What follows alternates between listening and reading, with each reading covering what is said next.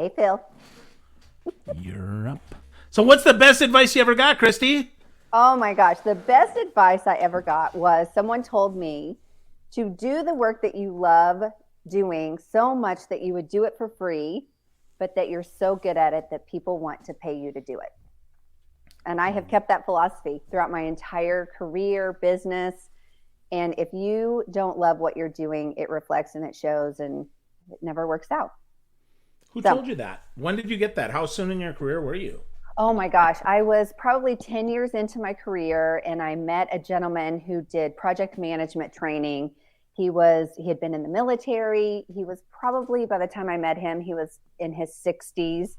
And he just said, "Hey kid," I was 30 years old. He's like, "Hey kid, here's what it comes down to when you pick the work that you do, whatever that is. I don't care what it is." He said, "Do something that you love so much that you would do it for free and you wake up every single day and you're just jazzed about doing it, but that you're so good at it that people want to pay you to do it." And I was like, wow, okay, that's what I'll do. So, you So, found that right away? I mean, was that really easy for you? Or talk to me about that. no, I did not find that right away. So, I graduated from college. I like to say that I had this path. It's almost like an arranged marriage, but it was an arranged career. In that, by the time I was about 10 years old, I'm an only child. My parents sort of laid out this plan, right? And that was I was going to go to college. I was the first one on both sides of my family, first generation to go to college.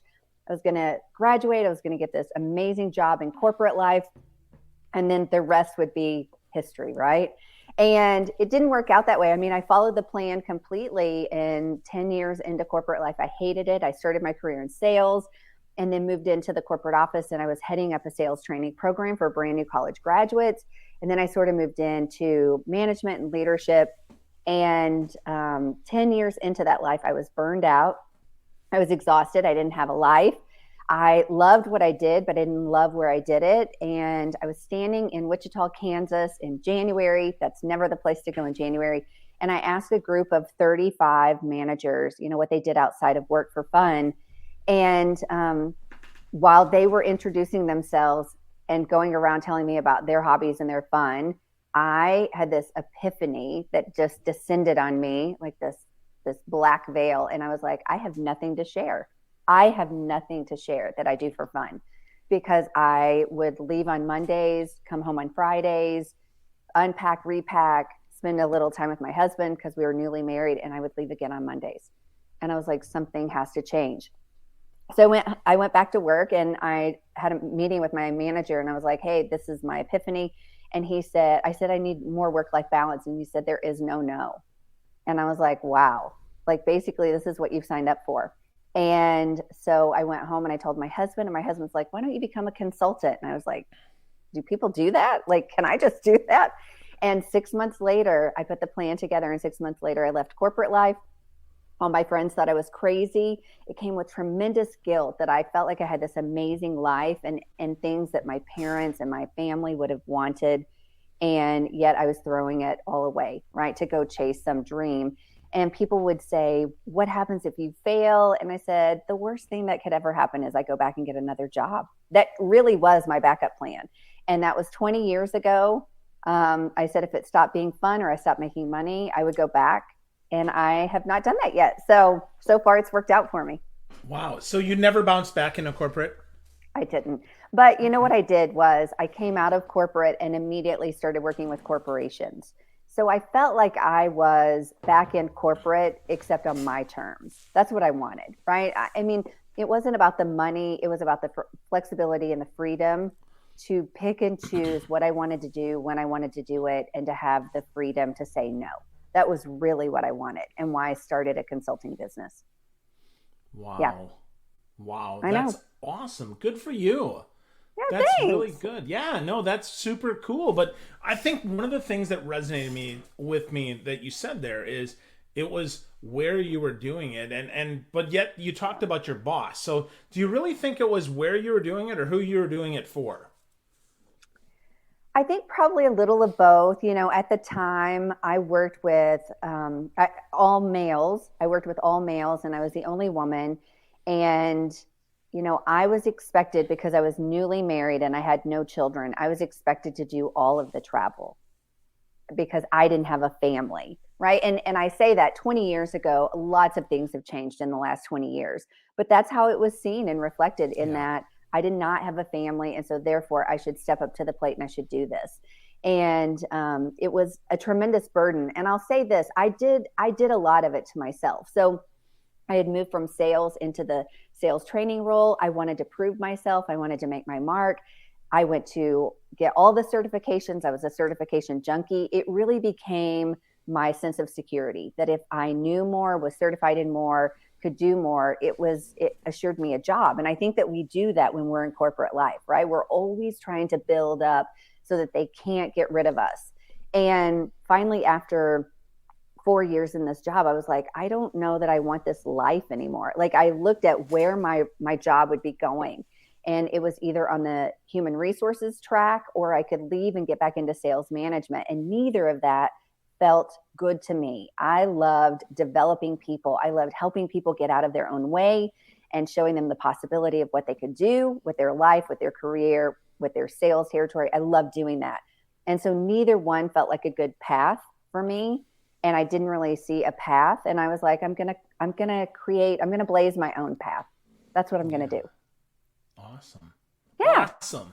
I dig that. And I think that's so true for so many of us that if the path isn't there, yep, we have an opportunity there to blaze it ourselves. And one of the things you said in kind of the pre-interview stuff is you said that everything you want is in the other side of selling yourself. And I'm curious if you mean like selling yourself that you can do it, or do you mean selling yourself like actually selling yourself, or do you mean both? Yeah, it's both. I mean, I have seen that. So, I talk about I had this very successful sales career before I moved into the corporate office. And I won sales awards. I was moved to 3 different locations around the country. I moved to Dallas and Memphis, Tennessee, then Portland, Oregon. So I had this amazing career that really stretched over the country. It wasn't just one location. And yet, when I came out into my own business, I struggled with selling myself. I struggled with what was my value, how to articulate, my unique selling proposition. Why would they choose me over somebody else, right? So here I had this background of selling, which you would think, oh, you know what to do. But when you're selling for a large organization and that brand that's recognized, it's so much easier to walk in and say, hi, I'm Christy Metcalf and I work for so-and-so. It sort of opens that door of credibility, where when you're on your own, you're out there knocking on doors, meeting people. They have no idea, right? CEO Learning Systems, like, who's that? What do they do? Did they just start yesterday? And I talk about this whole imposter syndrome a lot because every time I did a tax return, my quarterly tax return, you'd sign it at the bottom and you'd put your title. And my title was president. And I always struggled with that. I felt like probably for the first 3 years, the IRS was going to reach out and say, stop it, right? You're not a president, stop signing your tax returns that way. And it always felt like I was living in this world that I didn't belong in.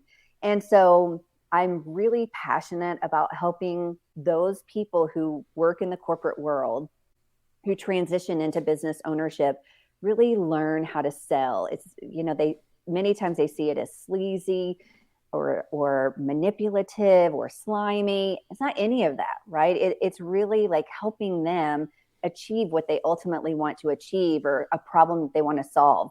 And so it begins first in your own mindset, right? I actually recommend this book to my clients, and it's called The Accidental Salesperson.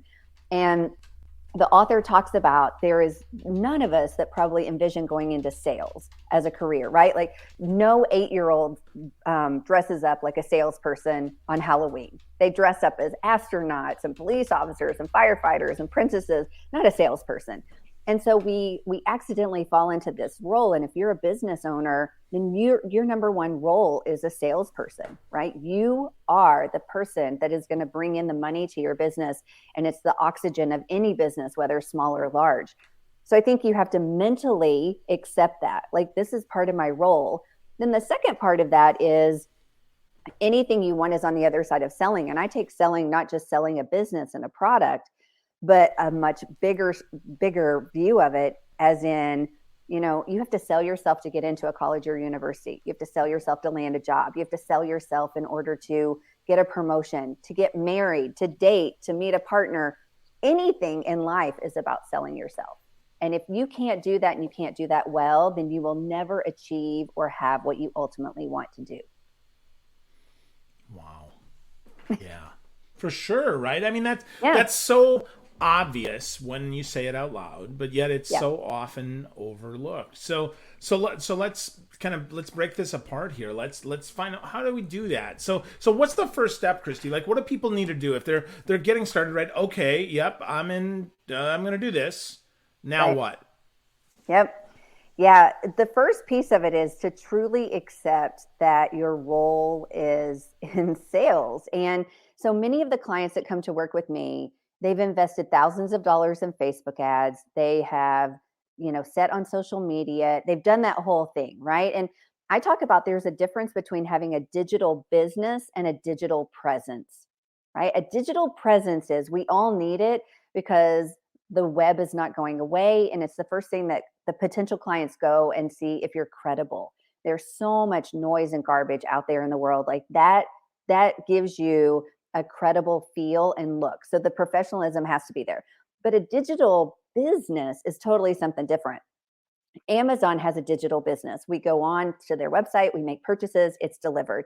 But most of the time, we're not doing a digital business. We're actually a relationship business, right? And when we are in a relationship business, then that requires that we build the know, like, and trust with our clients in order for them to exchange money for a service or a product, right? And so I had a client recently. I've been working with her for 100 days. I have this program called the 100-Day Profit Accelerator, and it really is to help small business owners learn how to take the sleaze and the slime out of selling and generate or double their revenue in 100 days without social media ads, without living on social media, without buying expensive platforms. And so this client who's currently in it, she says to me, right, 100 days, almost 100 days ago, we finish next Tuesday. She says to me, I'm thinking about investing $10,000 in Facebook ads. This was back in August. And I said, please don't do that. She's only been in business 10 months. I said, don't do it. You don't have the following. Like, you have to be really clear on what social media is going to do for you at this point, what it's not going to do. What is your ultimate goal? And she said, my ultimate goal is to make money. End of story. And I said, I encourage you to not invest there and to come and work with me for 100 days. And so when we started working together, I think the first, you asked, like, what do you do, right? The mindset has to be there that I am going to sell. But the second piece is you have to be really clear on what it is that you want. And I think that most people aren't clear about what they want. So I have them go through this exercise of really defining, goals in 4 areas. Physical, because I think being a business owner is all about being holistic. So physical goals, love goals, leadership goals, and business goals. And on her business goal, she determined in 100 days she wanted to sell 15 she wanted to make $15,000. That was her goal. And next week we end the 100 days and she has made $70,000. Woo! I know, right? And I like to say, I'm not a magician. I didn't do anything, but I asked her last week, I was like, what made the difference? And she said, mindset. It was all around mindset, in that she was looking at it one way and working with somebody else that had a different lens on opened it another way. So the things that we did in the 100 days, we got really clear about who her client was. She was all over the map about who she wanted to work with and who she was serving. And so we got really clear about that. We got very clear about where her people could come from in her pipeline. So she was out looking at doing business to consumer. So she was trying to get that one person to say yes to her.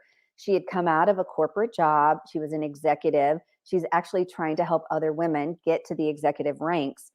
And I just asked the question of, well, your target audience is sitting in corporate America and you have all of these connections in corporate.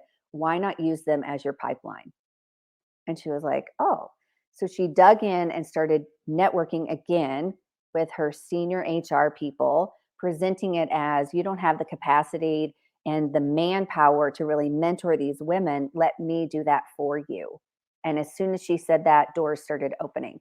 So I think part of it is knowing who your ideal client is, knowing the problem that you solve, where are your clients hanging out, and then who can you get in front of and meet to really initiate those introductions. And I don't like to call them referrals. I call them introductions, because referrals implies that I'm going to introduce you to Phil and he's going to buy from you, which is so much pressure on me and Phil to refer somebody to you. But an introduction is merely, I'd love to introduce you to Phil. He's in my network. He's a great person and human being. You like to meet great people. And then Phil and I get to meet each other, connect, and learn about what each other does. And then that broadens our network. So it's not the salesy, slimy, sleazy. It's truly just growing our network by introducing each other to good people. And when you become really clear on that and you know exactly what you're looking for in your message and how you help people, it sort of does the work by itself. Wow. Wow. That's simple, right? So we get clear on what we want. We get clear on who we want to talk to, and get clear on where those people are coming from. That's pretty strong, right? That's pretty strong. And I like your distinction there on introduction versus referral, because I do see that. I think for me, referral is just we've actually transacted business before, and I'm basically standing behind you and saying, hey, Christy's great because I've worked with her. Right. An introduction is really, Christy's a great person, and then a name drop. Hey, I know Christy, and so do you. Right. That's how I tee those up. So I think that's really interesting. So, but you said mindset, and that's so interesting to me, because every time I do training, the people, they're like, we don't need any mindset training. That's stupid. And it's like, no, honestly, the only thing you probably need is mindset training. You've probably gotten sales training. You've probably gotten closing training. You know how to do a proposal. So why are we so resistant to the mindset training if it unlocks the rest of this? Yeah, I just said to someone this weekend, and I think this kind of clarifies it. So she was asking, what kind of mindset work is out there, and could she dig into it? And I said, yes, there's tons of mindset work out there. Like, we are not short on information in this world anymore, right? Information is at our fingertips. What we're short on is the execution of it, though. And I think the one thing that has made the difference in this program that I've taken these women through is that the weekly accountability. And so I give them the tools, but then if they're not implementing and applying them, then the question is why? Why, right? And then that's where the mindset comes down. And I shared with her this weekend, I said, mindset is as much a part of you. Your mindset is as much a part of you as your eyes, your nose, and your ears are, right? Like, you don't even see the blind spots or the limitations, because they become such a part of you and who you are, that's how you operate. You don't see a difference. But when you work with somebody else and they're like, wait, why aren't you picking up the phone to call? Like, I talk about a lack of belief. And that's what I see in people when it comes to putting themselves out there and selling. But my clients will say, this is how I know that they have a lack of belief and mindset issues, is they'll say, I don't know how. I don't know how, Christy. And I'm like, so I was on the phone one day and I said, what do you mean you don't know how? Well, I don't know how. And I was like, well, first you pick up the phone, then you dial the number, then you ask for the individual, like, which part of that don't you know how? And so they circle and spiral around, I don't know how. Like, there's some magic solution out there. And sales is something like riding a bike. You can watch videos, you can read books, but until you get on the bike and it's shaky and wobbly and you fall down and you get back up and you do it again and you do it again, that's the way sales is going to be. And I had a client that I was on a coaching call with her last week, and she is not hitting her goals. And I said, okay, tell me somebody that you work with who is hitting goals like you want, and what are they doing differently? And she said to me, well, I do work with this guy and he's hitting his goals, but he's just a better salesperson. And I said, no, he's not a better salesperson. He's just selling. You're not. You're afraid to pick up the phone. You're afraid to ask, people for introductions. You're afraid to show up. You're afraid to put your business out there. You're afraid to tell people what you do. If you are unwilling to do that, then you'll never sell anything. And I said, I need to know where that's coming from. Right. And I just paused and let her sit with it.